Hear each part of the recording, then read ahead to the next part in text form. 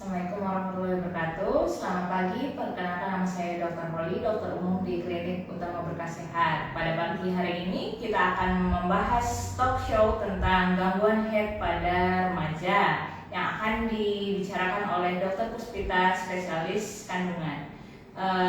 Tanpa memperlama lagi, kita panggilkan Dr. Puspita, spesialis kandungan untuk hadir di tengah-tengah kita. Silakan Dr. Puspita.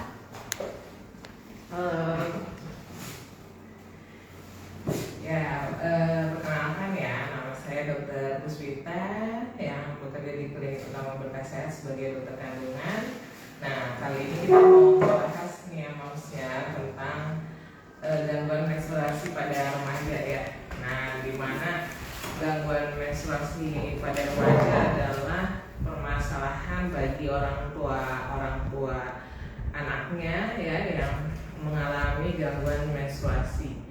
Jadi untuk gangguan menstruasi sendiri itu ya Moms ya bisa terjadi tidak adanya keluar head sama sekali ya. Itu yang kita sebut adalah amenorrhea primer ya. Jadi setelah usia 16 tahun anak ini dia nggak pernah mens sama sekali tuh Moms. Nah itu yang kita sebut amenorrhea primer.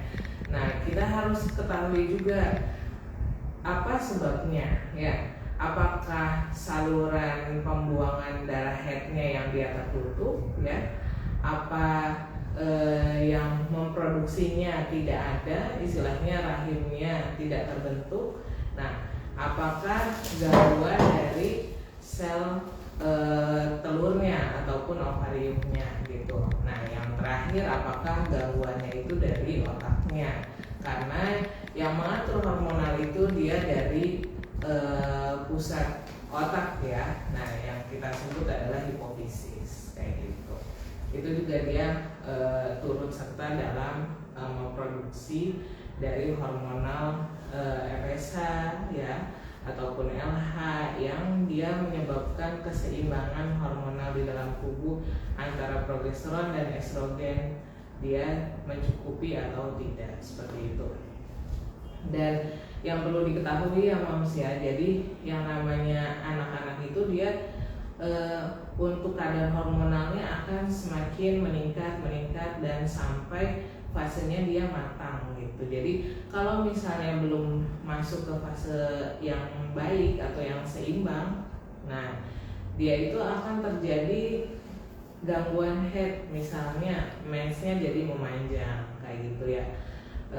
Flek-flek sedikit-sedikit tapi lama seperti itu, ataupun yang kedua mensnya sedikit dan jarak antara mens yang pertama dengan yang kedua itu lama, misalnya tiap 2 bulan sekali, tiap 3 bulan sekali ya, itu kita sebutnya oligomenorrhea ya. Kemudian ataupun mensnya yang dia berlebihan ya Moms ya. Nah itu juga bisa terjadi. Kemudian itu dari segi jumlah darah mensnya. Nah, sedangkan ada satu lagi yang kita sebut nyeri head. Nah, itu juga dia mempengaruhi dari psikologis anak tersebut ya Moms ya. Jadi kalau misalnya dia ada nyeri head yang berlebih, itu akan bisa menyebabkan gangguan dalam aktivitas anak ini untuk belajar ya. Dan biasanya nyerinya itu di saat mens hari kedua ataupun hari ketiga yang Moms ya gitu. Nah biasanya ada yang kalau mens yang berlebihan itu dia bisa sampai pingsan gitu ya Moms ya. Nah jadi kalau misalnya ada keluhan tersebut sebenarnya lebih baik dikonsultasikan saja ke dokter kandungan ya, biar kita bisa evaluasi nih permasalahan di pasien itu apa gitu. Dan sebagai pemeriksaan yang terpenting dalam hal ini adalah lini utamanya adalah USG ya Moms ya. Jadi kalau misalnya punya anak seperti itu ya dengan gangguan yang tadi sudah saya bilang ya, nah itu lebih baik dilakukan pemeriksaan USG. Dan apabila nih pasien itu dia merasakan nyeri di tiap bulannya tapi darahnya nggak keluar, nah itu biasanya gangguan salurannya ya Moms ya. Jadi yang kita sebut adalah hymen perforata. Jadi himennya itu dia tertutup sehingga darah himen itu dia tidak keluar dari lubang vagina seperti itu. Nah, jadi itu adalah permasalahan-permasalahan yang dihadapi oleh remaja-remaja ya. Nah, apabila memang dia melewati 16 tahun tidak mens, langsung saja konsultasikan ke kami karena kita harus evaluasi nih Mams, apakah anak ibu ini ada rahimnya atau tidak ya. Nah, kemudian apabila kalau ada rahimnya, oke. Nah, kita juga bisa nilai dari ketebalan endometriumnya, apakah dia mencukupi atau tidak Mams untuk bisa terjadinya head seperti itu. Nah, kemudian yang ketiga, apakah salurannya itu ada atau tidak seperti itu ya. Nah, mungkin itu saja yang bisa saya paparkan ya. Barangkali ada yang mau bertanya-tanya, ini bisa aja tanya di sini, oke? Ya, terima kasih kepada Dr. Puspita yang telah jelas untuk menjelaskan. Barangkali ada yang mau bertanya, silahkan isi di kolom komentar ya. Sambil menunggu pertanyaan, boleh nih dok, saya bertanya. Ya, boleh. Contohnya seperti apa sih dok gangguan head pada remaja itu? Nah, contohnya itu dia bisa jadi tidak mens sama sekali ya. Kemudian mensnya itu dia flat hanya sedikit ya. Terus yang ketiga itu dia mensnya lama ya, sedikit dan dia munculnya itu atau keluar darahnya itu misalnya tiap 2 bulan sampai 3 bulan sekali. Atau bahkan dia mensnya berlebihan seperti itu. Nah, selain itu juga ada nyeri head. Jadi ada nyeri head, dia tergantung skala dari tiap individu masing-masing gitu. Dan kalau misalnya anak remaja ini dia punya nyeri head yang terlalu berlebihan, itu biasanya ada sesuatu yang kita temukan. Paling sering adalah kista endometriosis. Oh, seperti itu ya dok. Kira-kira penyebabnya apa ya dok yang dapat menyebabkan itu semua yang paling terseringnya? Nah, yang paling terseringnya sebenarnya gangguan hormonal ya Mams ya. Jadi ketidakseimbangan hormonal karena memang dengan usia segitu istilahnya masih terjadi pertumbuhan dan perkembangan dari hormon-hormon estrogen, progesteron. Nah, itu masih ke fase menuju kematangan seperti itu. Dan karena dia belum mencapai fase yang ibaratnya seimbang, nah dia itu akan terganggu mensnya gitu. Nah, mungkin itu ya.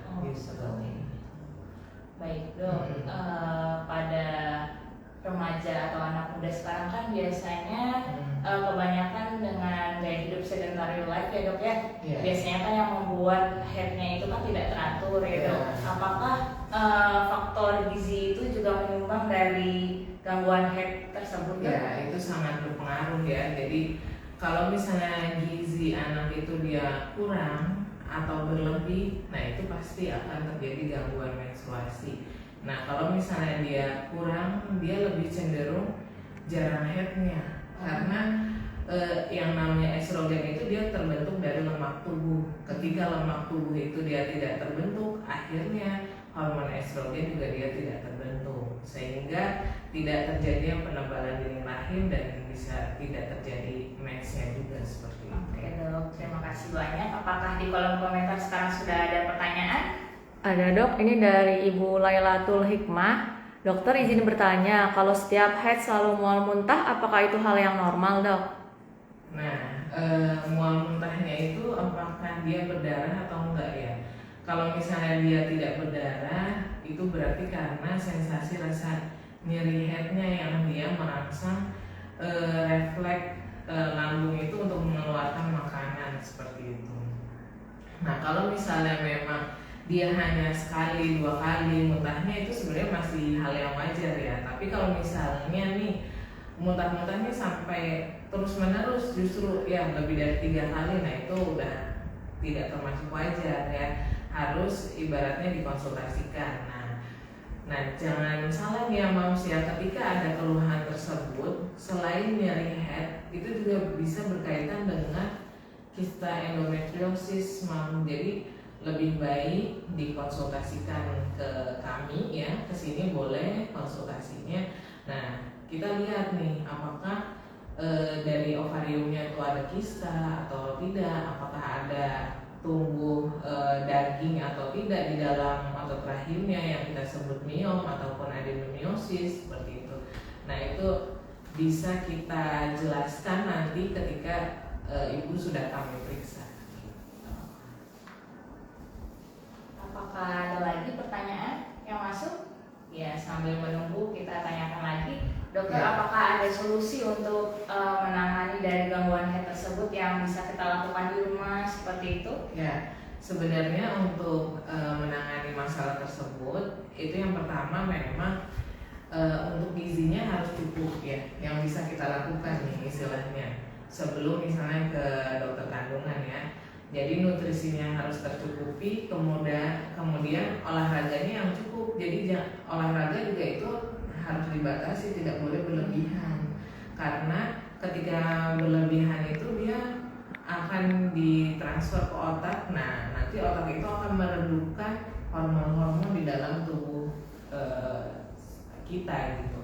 Nah, itu juga harus diatur. Kemudian makanan-makanan juga harus seimbang ya. Jadi kalau misalnya terlalu berlebihan lemaknya juga dia tidak menyeimbangkan juga hormonalnya. Jadi kegemukan juga dia mengganggu untuk hormonalnya. Jadi harus ada olahraga seperti itu dalam seminggu 3 kali dalam waktu 30 menit ya. Jadi kalau misalnya dia kegemukan istilahnya dia terbakar gitu lemak-lemaknya sehingga tidak mengganggu hormonal dari anak tersebut ya. Oh, seperti itu ya dok ya.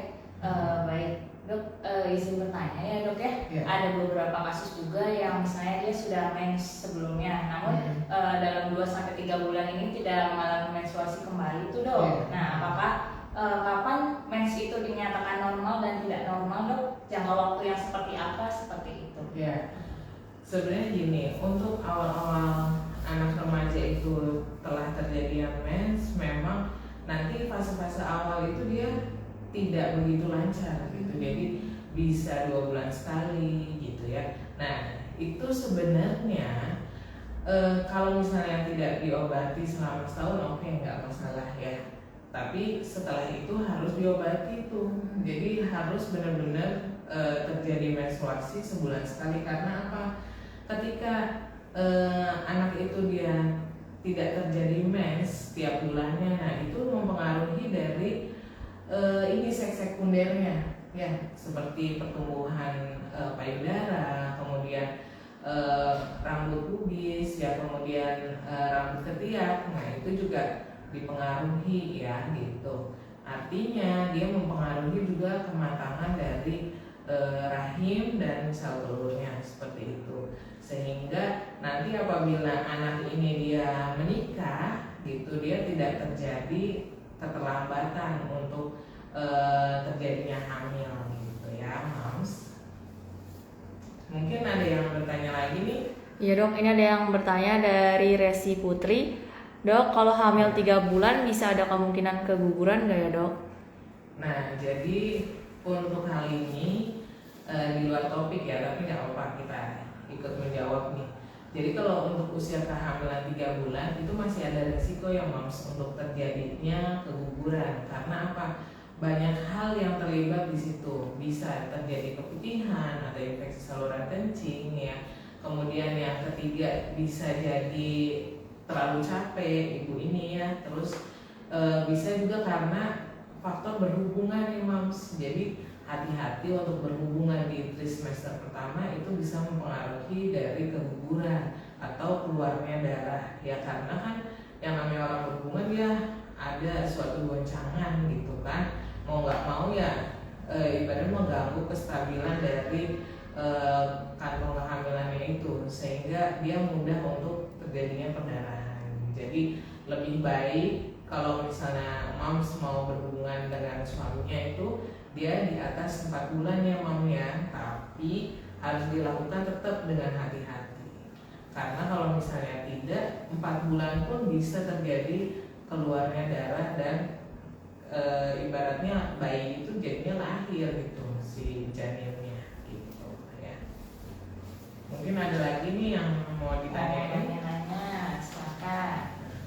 Terus jangan lupa ya moms ya, kalau kita talk show atau share-share, jangan lupa like-likein ya, like-likein yang sebanyak-banyaknya. Bisa bantu share juga ke keluarga ataupun teman kalian ya. Iya, karena ini ilmunya sangat bermanfaat dan bisa membuka wawasan mama semua di sana yang tadinya tidak tahu jadi tahu gitu, dan harus berbuat apa. Nah. Oke, ada yang mau ditanyain lagi? Ya, Ya. sambil menunggu pertanyaan, saya tanya lagi ya dok ya. Ya. Normalnya head pada remaja itu usia berapa sih dok? Sampai usia berapa maksimal gitu? Nah, sebenarnya normalnya itu dia maksimal sampai usia 16 tahun sudah terjadi menstruasi. Nah, apabila tidak terjadi menstruasi itu harus ibaratnya peringatan ya. Jadi langsung saja ibu bawa anak ibu ke dokter kandungan untuk mengetahui ibaratnya apakah anak ibu ini termasuknya dia ada rahim dan normal gitu, tinggal diperbaiki hormonalnya ataukah ada masalah lain gitu. Karena bisa aja gitu ya maksudnya ketika kita periksa ternyata rahimnya itu nggak ada gitu. Nah kalau itu kita sebut namanya MRKH. Jadi ada sindrom yang dia menjelaskan bahwa tidak adanya rahim sehingga tidak terjadinya menstruasi. Seperti itu. Oke. Baik, apakah ada yang bertanya lagi di kolom komentar? Belum ada ya. Ya. Mungkin ini masih pagi-pagi nih. Mungkin Dinda ada pertanyaan? Ini dok ingin bertanya, kalau haid itu sering sakit kepala itu karena apa ya dok? Nah, oke. Jadi yang namanya head itu kalau kan dia mempengaruhi ibaratnya seluruh pembuluh darah yang ada di dalam tubuh juga termasuknya gitu. Nah, itu karena ketika head itu kan dia terjadi peluruhan dari dinding rahim ya yang pertama. Nah, karena kalau misalnya dia ada pengeluaran darah dari dinding rahim itu dia menurunkan HB kita juga. Nah, kalau misalnya sel darah merah kita dia berkurang jumlahnya, akhirnya dia juga merespon di kepala kita itu terjadinya hipoksia sedikit ya. Nah, itu yang menyebabkan adanya nyeri kepala gitu. Nah, jadi kalau misalnya mam ini dia sebelum head HB-nya rendah, nah dengan head pasti sakit kepala banget. Nah, makanya kalau sakit kepalanya masih ringan, oke, berarti dia hanya berkurang sedikit ya darahnya. Cuma kalau misalnya darahnya banyak banget, dia kan mempengaruhi HB. Jadi ibu harus minum pil tambah darah ya mam. Dan kalau dengan kondisi seperti itu gitu, jadi jangan dibiarkan aja darahnya terus banyak gitu berkumpal, tapi tidak dikasih tablet tambah darah ya. Kemudian kalau mams ada keluhan seperti itu ya, jangan tunggu dalam 1 bulan keluar mensnya berlebihan itu. Jadi langsung aja datang aja ke dokter kandungan ya, walaupun misalnya 2-3 hari, tapi kalau misalnya nggak normal lebih baik dikontrolin aja ya mamnya. Jadi jangan ditahan-tahan, bisa sampai HB-nya itu bisa 2-3 karena keluar darahnya berlebihan gitu ya mams ya. Karena darah di dalam tubuh kita itu dia ada kapasitasnya, ketika dia keluar semua ya otomatis sangat berkurang tuh jumlahnya, dan itu juga mempengaruhi dari kerja jantung kita, kerja otak kita gitu. Akhirnya kita tidak bisa konsentrasi juga gitu kalau HB-nya itu rendah seperti itu. Jadi betapa pentingnya minum ini juga ya, pil tambah darah gitu. Iya dok, ini ada yang bertanya dok dari Ifah Chan 24. Dok, haid yang tidak teratur setiap bulan apakah sudah pasti ada penyakit dok? Nah, itu sebenarnya kalau misalnya penyakit yang membahayakan sih tidak ya mams ya. Jadi lebih ke arah gangguan hormonal. Nah, itu perlu kita ketahui ya mams, asalnya dari mana, biar mams itu nggak takut dan nggak cemas gitu dengan kondisi seperti itu. Lebih baik datang aja ke dokter kandungan, diperiksakan apakah rahimnya normal atau tidak, atau ovariumnya normal atau tidak, karena gangguan hormonal juga itu bisa disebabkan karena adanya kista ovarium kayak gitu. Jadi memang lebih baik sih untuk kita aman dan tidak cemas, periksakan saja moms ya kesini. Iya, baik dok. Nah ini ada pertanyaan lagi dok dari Ibu Lailatul Hikmah. Dok Ya. izin bertanya, kalau ada keluhan head lagi setelah menopause itu kenapa ya dok? Nah ini yang benar-benar harus ibaratnya digaris bawahi ya. Jadi yang namanya orang menopause itu tidak akan pernah keluar darah. Nah ketika dia keluar darah ada sesuatu ya. Yang paling ditakutkan adalah kanker serviks ya mam ya, jadi atau kanker leher rahim. Jadi lebih baik kalau ada keluhan pada saat menopause dia keluar darah, lebih baik dikontrolin aja ya mams kesini, bisa kita lakukan pap smear seperti itu. Atau kita juga bisa pemeriksaan dengan inspekulo, atau kita lihat leher rahimnya apakah memang dia ada tanda-tanda ke arah kanker serviks atau tidak seperti itu. Baik. Dok ini ada yang bertanya lagi dari Ibu Feby_Komalasari. Dok mau tanya kalau head cuma 3 hari keluar darahnya tuh normal nggak sih dok?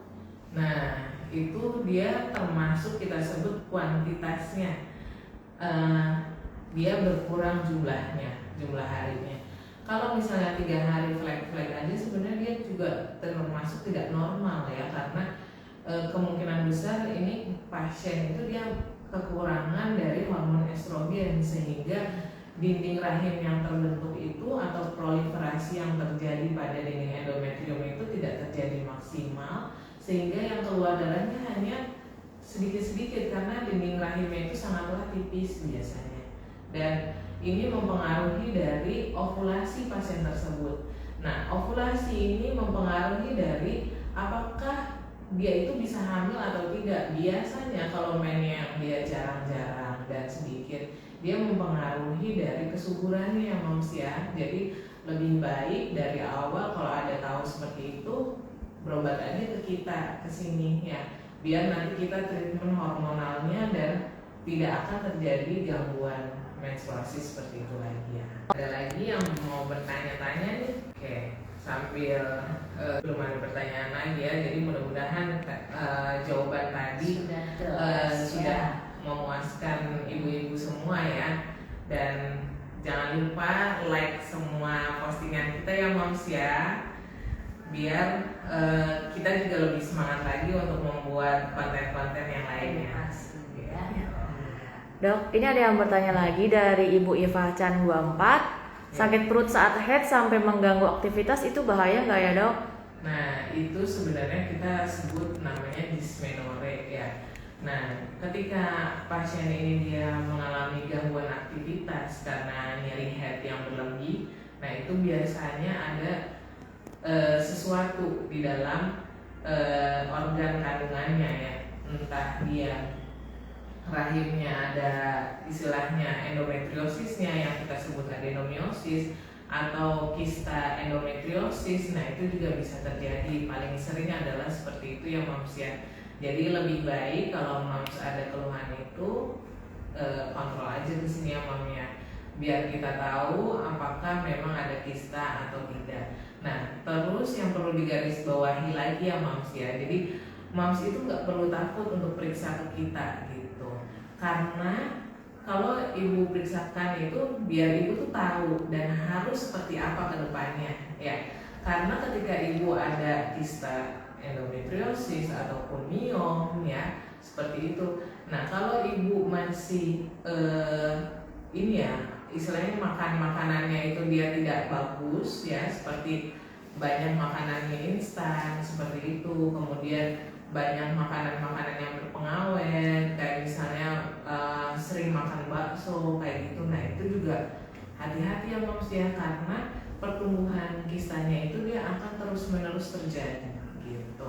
Setiap kali menstruasi dia menyuplai dari besarnya kistanya gitu, jadi bisa bertambah besar seperti itu. Nah lebih baik diperiksakan dan bisa kita treatment ya moms ya. Nah Terus moms itu tidak usah khawatir misalnya, oh nanti kalau misalnya periksa langsung disuruh operasi ya. Nah sebenarnya tidak langsung dioperasi ya moms ya, bisa kita treatment dengan obat-obatan terlebih dahulu seperti itu.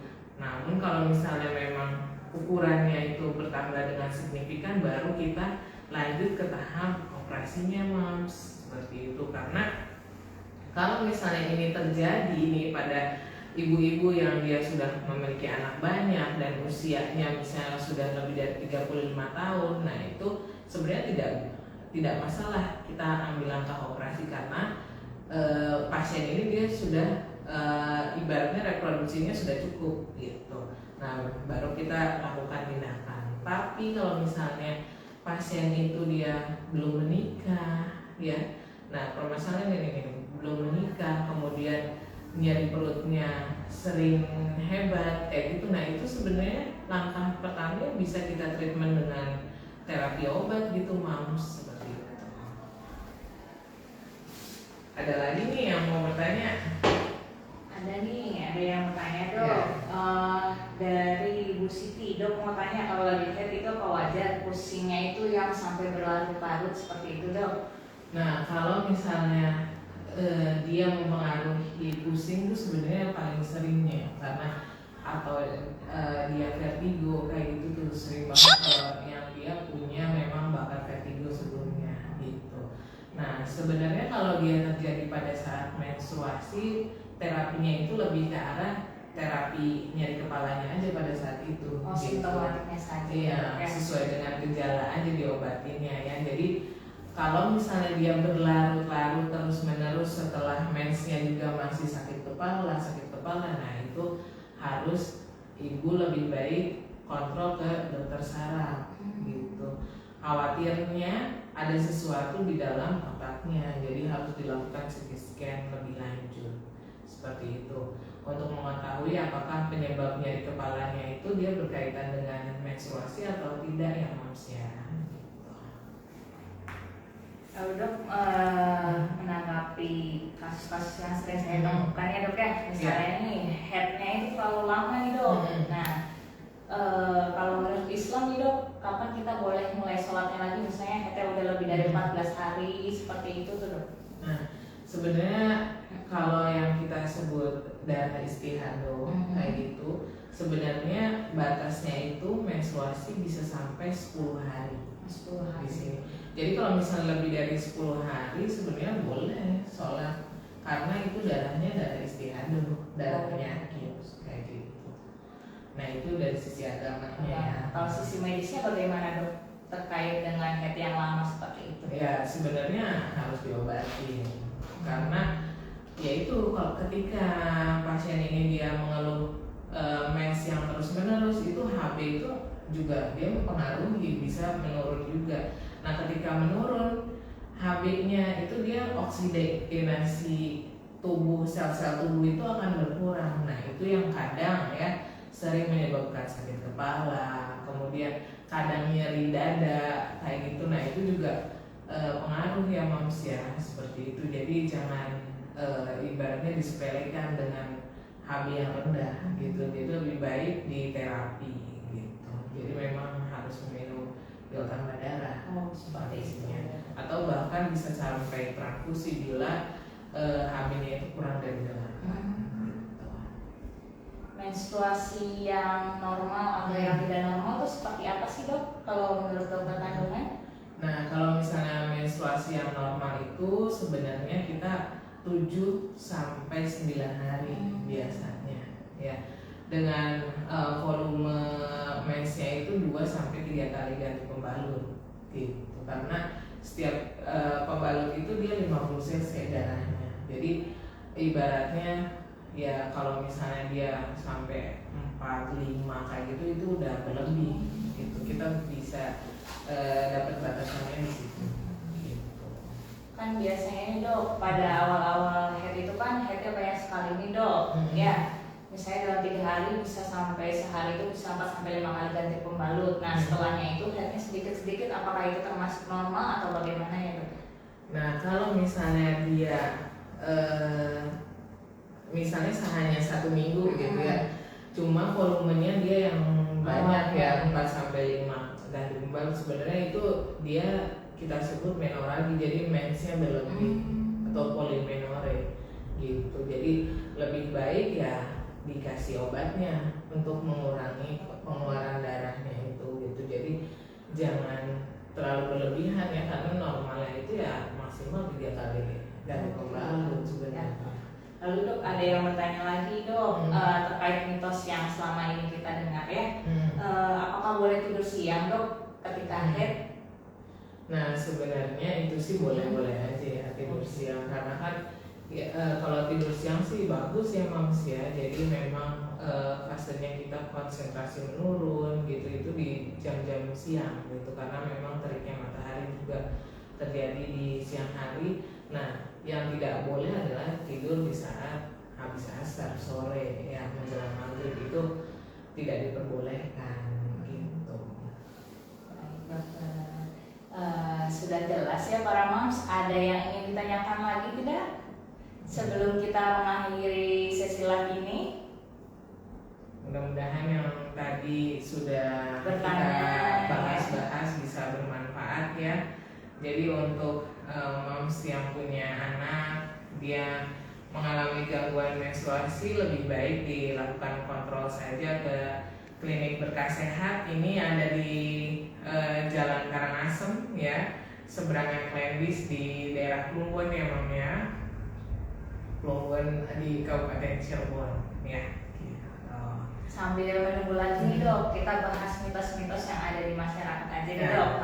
Misalnya apabila lagi head nih dok, apakah boleh minum minuman bersoda seperti itu? Lalu efek apa sih dok yang akan terjadi apabila minum minuman bersoda atau minum kopi seperti itu dok? Ya, sebenarnya kalau misalnya untuk minum minuman bersoda dia berefek untuk mempercepat pengeluaran dari dinding endometriumnya gitu.